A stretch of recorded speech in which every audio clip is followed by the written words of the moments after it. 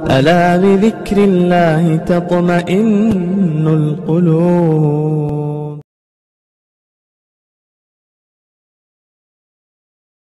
بزرگان محترم، نوجوانان اسلام اور عزیز طلباء، یہ مبارک مہینہ ماہ محرم الحرام چل رہا ہے اور تقریباً آدھا مہینہ گزر چکا ہے، اور یہ مہینہ ہر سال دیگر مہینوں کی طرح ہمارے پاس ہماری زندگی میں آتا ہے، اور چونکہ اس مہینے کی فضیلت اور اس مہینے کے خیر و برکات ممتاز حیثیت رکھتے ہیں، علیحدہ شناخت رکھتے ہیں، اس لیے اس کو عالم اسلام نے بڑی اہمیت دی ہے۔ جیسے رمضان المبارک روزہ اور تراویح کے اعتبار سے اس کی فضیلت، شعبان کا مہینہ اللہ کے نبی نے فرمایا میرا ہے، نبی پاک صلی اللہ علیہ وسلم کے فرمان کی روشنی میں اس کی فضیلت، رجب کا مہینہ اللہ نے اس کو حرمت کا مہینہ قرار دیا، اس کی فضیلت۔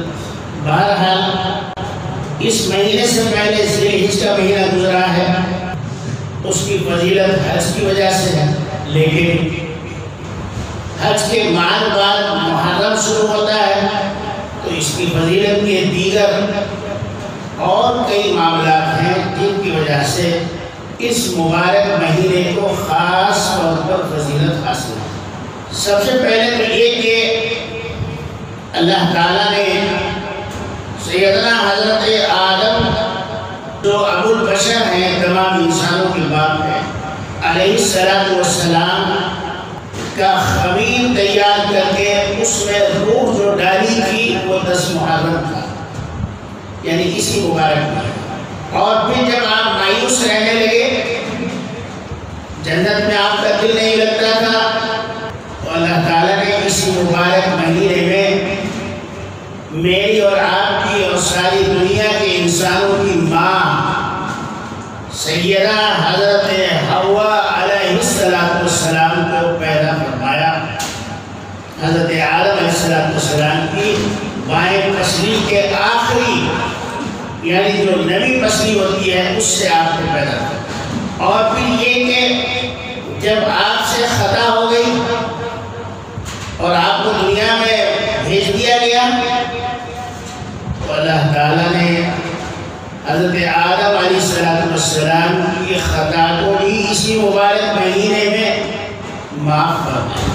سیدنا ابو البشر صفی اللہ علیہ السلام اپنی خطا پر میرے اور آپ کی طرح نادم نہیں تھے، بلکہ روایت میں آتا ہے کہ آپ کے آنسو اتنے بہے کہ وہاں گھاس اتنی جم گئی تھی کہ آدمی اگر کھڑا ہو جائے تو وہ نظر نہ آئے ان آنسوؤں سے، جس کا رتبہ سوا اس کی سوا مشکل، جتنا بڑا رتبہ ہوتا ہے اتنی بڑی مشکلیں ہوتی ہیں۔ تو اللہ تعالیٰ نے حضرت آدم علیہ السلام کی توبہ کو قبول فرمایا۔ بہرحال اب چونکہ آدم علیہ السلام کو آسمان سے اکیلا اتارا گیا تھا، اور آپ کو اتارا گیا کہاں؟ سنگل دیل، جو ہندوستان کا اس زمانے میں آخری حصہ جو آج سری لنکا کا ایک پہاڑ کہلاتا ہے، اس پر حضرت آدم علیہ السلام کے قدم مبارک کے نشان موجود ہیں، آج بھی لوگ اس کی زیارت کرتے ہیں۔ اب حضرت آدم علیہ السلام کو جو سوچ تھی کہ حوا کہاں ہے، اللہ سے دعا کرتے تھے۔ آدمی کے پاس جب دوسرا آدمی ہوتا ہے تو اپنے دل کی بات کہہ کر اپنے دل کو ہلکا کر لیتا ہے۔ اب جنت کو چھوڑ کر آئے تھے اس زمین پر، کسی سے بات کہنے کی منہ سے بات نکلتی، کسی کو سنا بھی نہیں سکتے، تو اللہ تعالیٰ سے دعا کی۔ کئی برسوں کے بعد حضرت اما حوا علیہ السلام سے آپ کی ملاقات میدان عرفات میں ہوئی۔ عرفات کے معنی ہی ہے ملانے والی چیز، ملنے والی جگہ۔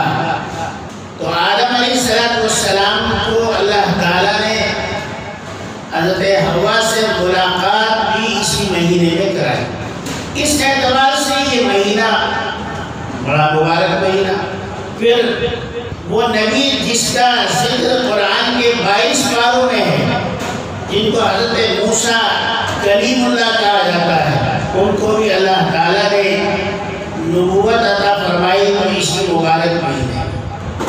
ظاہر ہے کہ آدمی اگر کوئی اچھا کام کرتا ہے تو وہ سوچتا ہے کہ کب بارش نہ ہو، موسم اچھا ہو، سردی زیادہ نہ ہو، گرمی زیادہ نہ ہو، موسم بھی اچھا ہو، آنے والوں کو بھی سہولت ہو۔